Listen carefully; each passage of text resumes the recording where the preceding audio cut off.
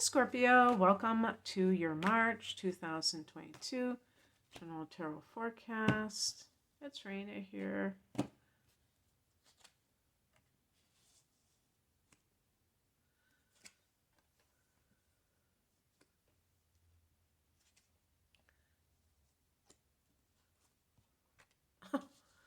It's funny because I was saying guarded energy, guarded energy, guarded energy.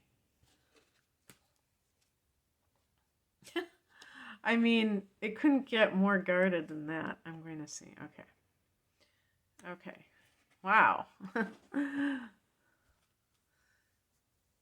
Oh, that's right. Okay, because you're going to have a lunar eclipse in May, and there's going to be a solar eclipse in late April. So sometimes that eclipse energy can be felt in the month before.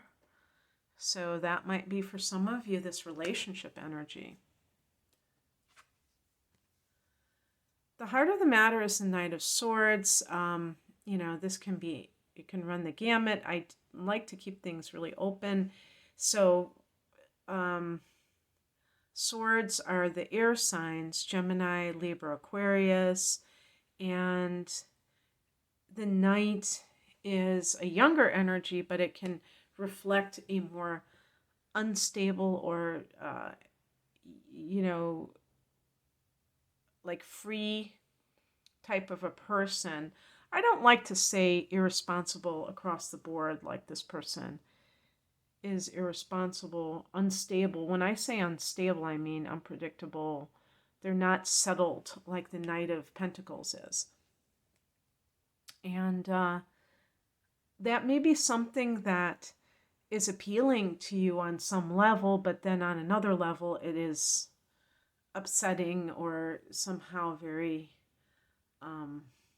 destabilizing. But this might be you being more outspoken. The Knight of Swords can be a lawyer, if this is somebody else as well. And for instance, the past position, we have the Nine of Wands, and that's a sentinel at the gate, like knowing that they have, that there's something that they have to protect themselves from. It's like the final stand or something like that. And that can be a relationship. Sometimes I can see that as a relationship that is really messed up, but there's something about it that you keep going back to that relationship. And yet, this is a card of setting boundaries. And so the Knight of Swords can be a facet of yourself where you are becoming more outspoken, more like cut and dried about what it is that you want. And you're not going to see, because Scorpio people, the natural impulse is to be secretive or to not give away too much information to other people. Even if you really care for someone, you just have that retentive, that anal retentive tendency. And it comes from that desire to feel in control of your life and feeling like if you just lay everything out that it's going to put you in a vulnerable position. But it can sometimes be taken too far and can lead you to, like, it's kind of like that poker face, but then you're holding a bunch of crappy cards in your hand, and eventually you have to expose that. And so it's kind of like laying your cards out on the table about a situation and not caring. Now, if this is that other person, you may be trying to change somebody that is just not on the same page with you. And this may, for some of you, this may be like a pattern. And it really, whether you can see it or not within yourself, this could be like a pattern that you have developed in order to have it both ways. Because some Scorpio people have Venus in Sagittarius, and they may really want freedom, but they can't reconcile it with their sun sign. You know, there's the sun is so influential that it makes it hard for the person to really admit to themselves that they have a side to themselves that is really free wheeling, and when it comes to love. And really, when you get in touch with yourself and your different parts, so the more different a person is with their inner planets, the more they can feel that sense of being fractured and feel that confusion. And it can lend itself to a lot of being attracted to the wrong person. Or if you are attracted to somebody that is good for you, you can try to change them instead of like appreciating what attracted you to them in the first place. The higher message is the Five of Pentacles. This is a card of poverty consciousness or lack consciousness. And so this is something to work on, Scorpio. If you feel that you have that fear within yourself about staying in a relationship that is kind of turning your life upside down and acting like this is all that there is out there.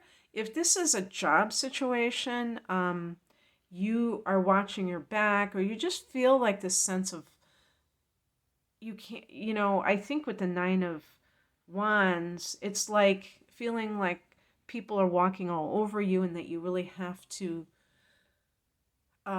put boundaries in place. And the reason that you might not have had those boundaries is because of that Five of Pentacles mentality. If you did have that, where you felt like I have to do whatever it takes to keep this job. And when people are doing things in the spirit of fear rather than wanting to genuinely help that situation, it doesn't tend to work out well.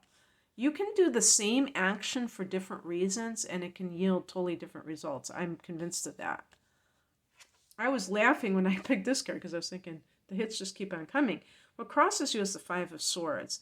Now, there may be people, I mean, this is like, Scorpio's worst nightmare, and yet your go-to suspicion, probably a lot, where there are people, and there might be a main person, like that person in the forefront, who is kind of leading the charge, who are poisoning the well, talking smack about you. If you're involved with a narcissist and you find yourself drawn to that person for whatever reason, there might be a karmic reason, it could be, that situation is not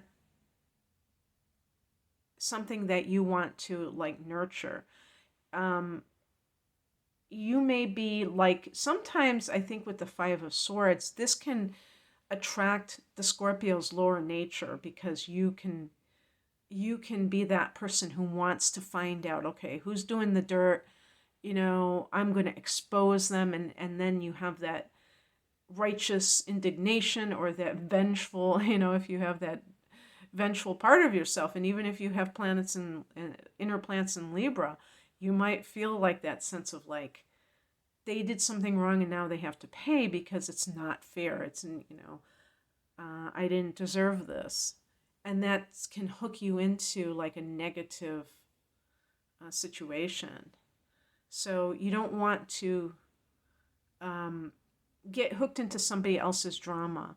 If you know that somebody is trying to sabotage you at work, just be like mindful of the fact that it's time to leave. And with the Five of Pentacles, you might be like, oh, no, no, no, I can't get another job. Well, I don't know about other countries, but in the United States, it really is on the side of the employees. From what I've heard, sometimes they keep saying that, and then you try to apply for a job, and it's like, you're like, what? They're still pulling the same shenanigans. So, in any case, not having to buy into all of the drama and staying above the fray. Yeah, and then here we have the card that is the what's coming in is the World card. Certainly, with the lunar eclipse in your sign, and it's a later degree. I think it's like 25 degrees. That's on May 16th.